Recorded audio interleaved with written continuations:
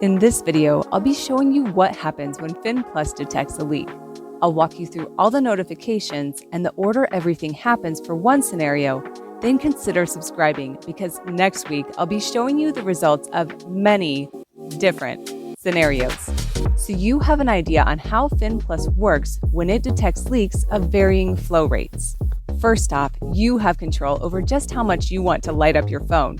You don't necessarily need to get a text, push notification, and phone call if that isn't your thing.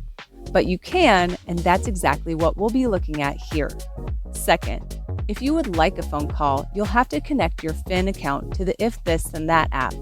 For further information on how Phyn interfaces with If, I have a link to the exact timestamp in the description below to my full Phyn Plus review, where I show you all the discoverable applets you can use within If.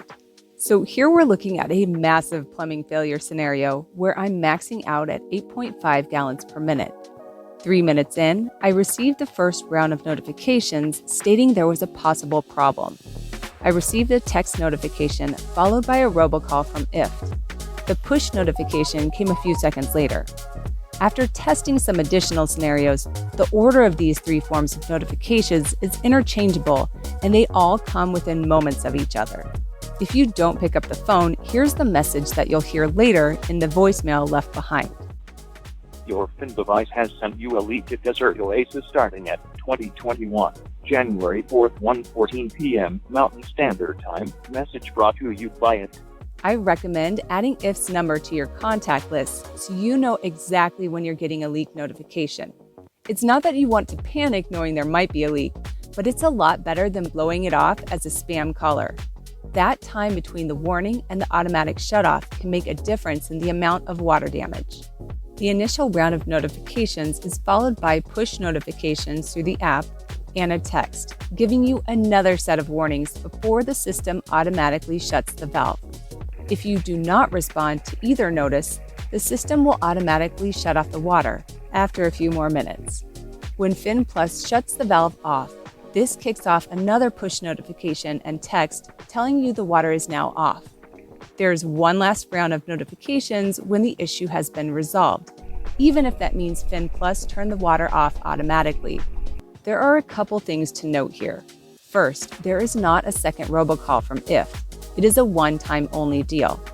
Also, be aware if you're not constantly using If, your phone may put it into deep sleep mode and you won't receive a phone call or any other applet notification. Next, the amount of time between the initial warning and the second warning, as well as between the second warning and automatic shutoff, is dependent on how fast the water is flowing, as well as your usual household habits. Last, you can always shut the water off sooner yourself if you're within range of your phone. If you go into the app while the leak is active, you'll see a completely different home screen. You can click on flow details to discover how much has come out and how long the event has been running. Then, based on this information, you can answer a few questions to verify if it's an issue or a regular use scenario. If it's something you know about, the water will not be shut off, and this information will then be categorized and used to tailor Phyn to your household's usage habits. However, Phyn will continue to monitor the event and will keep it as an active issue until it is over. Again, at any point in this scenario, you can open up the app and shut the water off yourself.